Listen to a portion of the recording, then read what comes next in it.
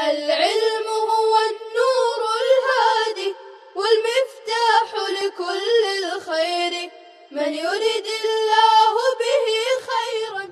بسم اللہ الرحمن الرحیم. الحمد للہ رب العالمین والصلاة والسلام علی سید الانبیاء والمرسلین وعلی آلہ واصحابہ اجمعین. السلام علیکم ورحمۃ اللہ وبرکاتہ. عزیز طلباء، آج ہم 45ویں درس کا آغاز کر رہے ہیں. اس سبق کا تعلق گزشتہ سبق سے ہے.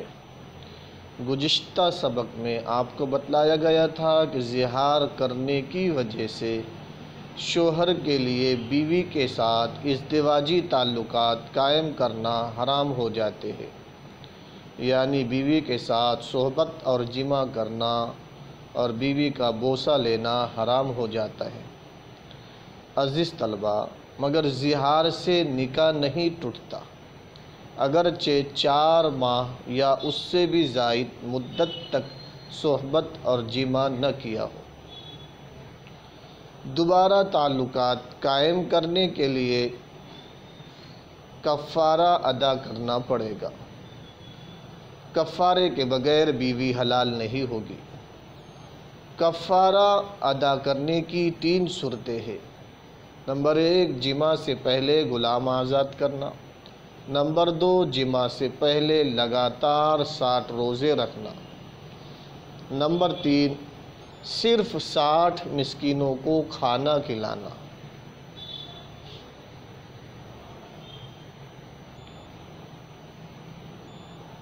تیسرے میں جمع سے پہلے اور صحبت سے پہلے کی کوئی قید نہیں ہے.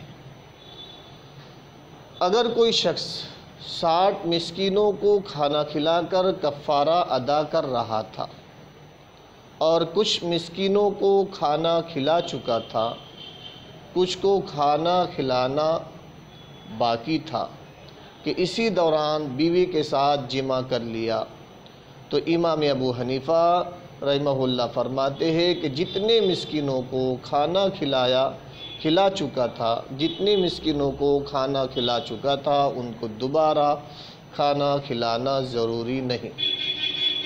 امام شافعی رحمہ اللہ فرماتے ہیں کہ جتنے مسکینوں کو کھانا کھلا چکا تھا اتنے ہی مسکینوں کو دوبارہ کھانا کھلائے گا. امام شافعی رحمہ اللہ نے 60 مسکینوں کے کھانا کھلانے کو قیاس کیا ہے 2 مہینوں کے لگاتار روزے رکھنے پر. امام شافعی رحمہ اللہ فرماتے ہیں جیسے کہ اگر کوئی شخص روزے کے ذریعے کفارہ زہار ادا کرے تو اس کو مکمل لگاتار 2 مہینے روزے رکھنا ضروری اور لازم ہے. اگر اس نے 50 روزے رکھنے کے بعد یا 40 روزے رکھنے کے بعد یا 30 روزے رکھنے کے بعد بیوی سے جمع کر لیا تو مظاہر پر زہار کرنے والے پر دوبارہ اثر نو 2 ماہ لگاتار روزے رکھنا لازم اور ضروری ہے، ہمارے نزدیک بھی اور آپ کے نزدیک بھی.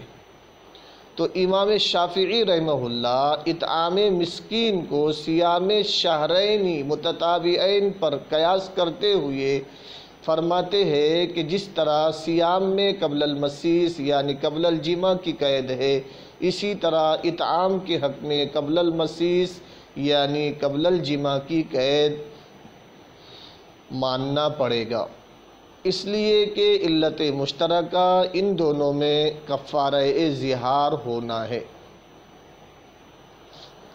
امام ابو حنیفہ رحمہ اللہ کی دلیل قرآن مجید کی آیت فَإِطْعَامُ 60 مسکینہ ہے.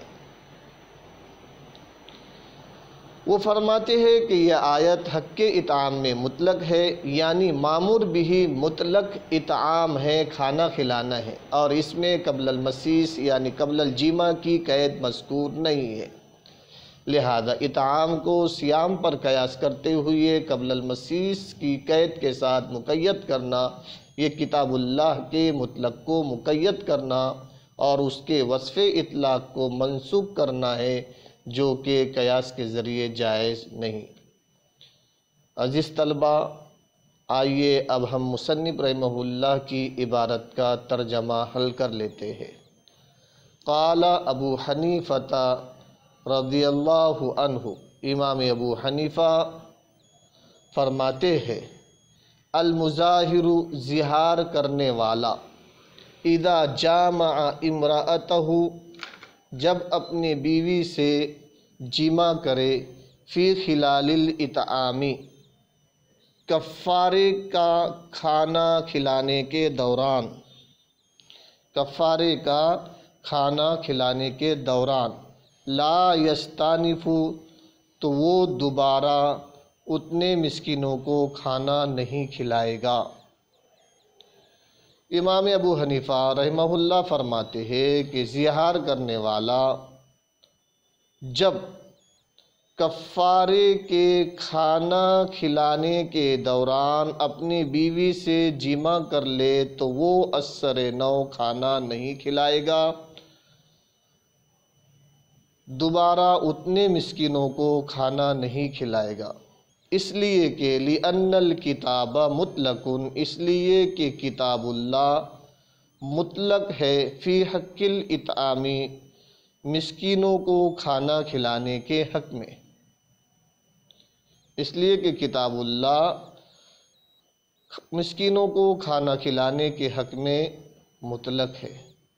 فلا یزاد علیہ، لہذا اس پر اضافہ نہیں کیا جائے گا، شرط عدم المسیسی، عدم جمع کی شرط کا، لہذا اس پر اضافہ نہیں کیا جائے گا، شرط عدم المسیسی، عدم جمع کی شرط کا، بالقیاسی علی الصوم، روزے پر قیاس کرتے ہوئے، لہذا روزے پر قیاس کرتے ہوئے عدم جمع کی شرط کا اس پر اضافہ نہیں کیا جائے گا، بلکہ مطلق اپنی اطلاق پر جاری رہے گا اور مقید اپنے تقیید پر باقی رہے گا۔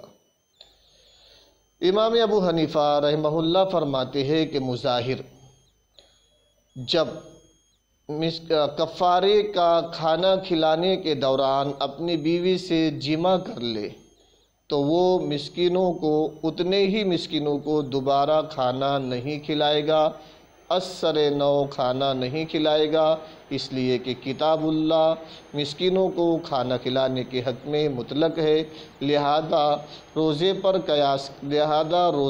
قیاس کرتے ہوئے عدم جمع کی شرط کا اضافہ نہیں کیا جائے گا۔ عدم المسیسی بالقیاسی علی الصوم، شرط عدم المسیسی بالقیاسی علی الصوم، اس عبارت سے امام شافعی، اس عبارت سے مصنف رحمہ اللہ نے امام شافعی رحمہ اللہ کی دلیل کی طرف اشارہ کیا ہے، لہذا روزے پر قیاس کرتے ہوئے عدم جمع کی شرط کا اضافہ نہیں کیا جائے گا، بلکہ مطلق اپنی اطلاق پر جاری رہے گا اور مقید اپنی تقیید پر۔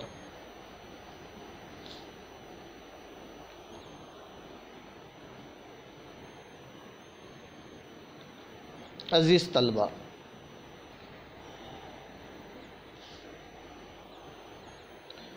امید ہے کہ آپ عبارت کا ترجمہ سمجھ گئے ہوں گے۔ عزیز طلبہ، مصنف رحمہ اللہ نے اس عبارت میں مطلق کے اصول پر دوسرا مسئلہ متفرع کیا ہے۔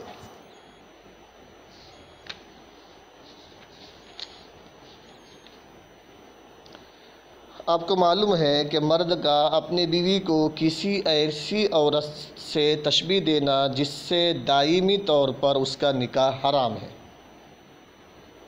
عزیز طلبہ، آپ کو معلوم ہے کہ مرد کا اپنی بیوی کو کسی ایسی عورت سے تشبیہ دینا جس سے دائمی طور پر اس کا نکاح حرام ہے، مثلا بیوی سے کہنا کہ تو میرے لیے میری ماں جیسی ہے، زہار کہلاتا ہے، اور ایسا کہنے والے کو مظاہر کہتے ہیں۔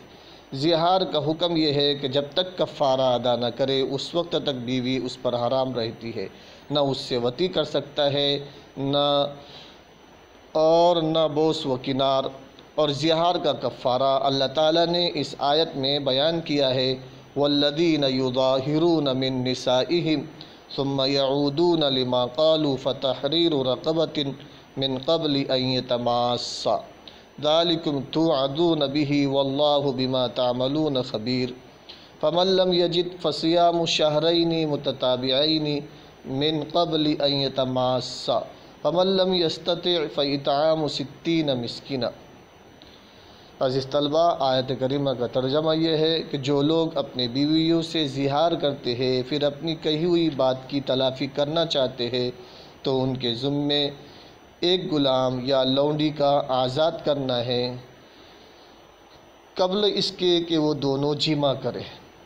اس سے تم کو نصیحت کی جاتی ہے اور اللہ تعالیٰ تمہارے سب اعمال کی خبر رکھنے والا ہے۔ پھر جس کو میسر نہ ہو، پھر جس کو غلام میسر نہ ہو تو اس کے ذمے لگاتار 2 مہینے کے روزے رکھنا ہے قبل اس کے کہ وہ دونوں جمع کرے۔ پھر جو 2 مہینے لگاتار روزے رکھنے کی طاقت نہ رکھے، استطاعت نہ رکھے، تو اس کے ذمے 60 مسکینوں کو کھانا کھلانا ہے۔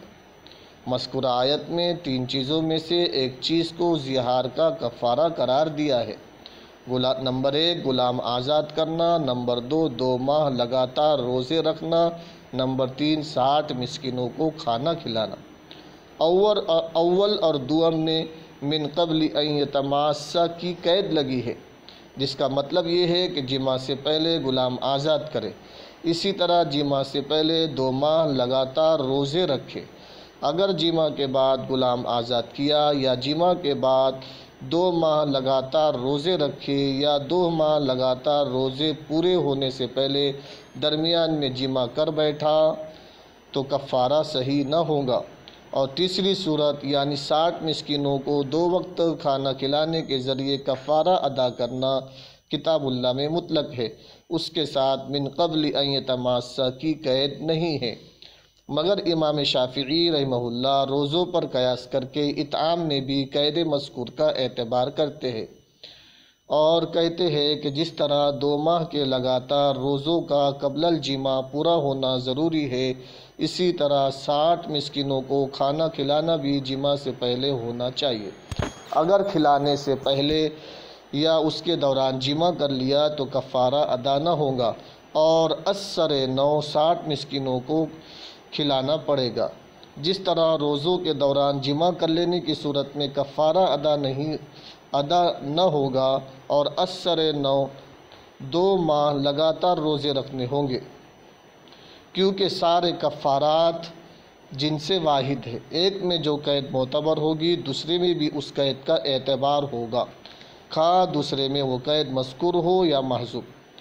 امام ابو حنیفہ رحمہ اللہ فرماتے ہیں کہ مظاہر اگر اپنے زہار کا کفارہ 60 مسکینوں کو کھانا کھلانے کے ذریعے ادا کرے اور کھلانے کے دوران بیوی سے جمع کر لے، بئی طور کہ مثلاً 60 مسکینوں کو ایک وقت کھلایا اور دوسرے وقت کھلانے سے پہلے جمع کر لے تو کفارہ صحیح ہوگا اور اثر 60 مسکینوں کو دونوں وقت نہیں کھلانا پڑے گا، کیونکہ غلام آزاد کرنا یا 2 ماہ لگاتار روزے رکھنا اگرچہ من قبل ان یتماسا کے ساتھ مقید ہے مگر 60 مسکینوں کو کھانا کھلانا مطلق ہے، اس میں من قبل ان یتماسا کی قید یعنی قبل الجمع کی قید نہیں ہے۔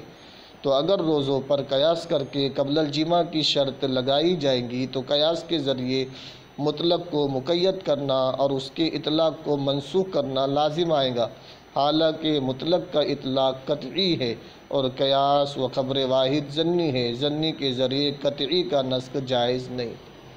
عزیز طلبہ، امید ہے کہ آپ مصنف رحمہ اللہ کی عبارت کا مطلب اور امام ابو حنیفہ اور امام شافعی رحمہم اللہ کا اختلاف سمجھ گئے ہوگے۔ والسلام علیکم ورحمۃ اللہ وبرکاتہ۔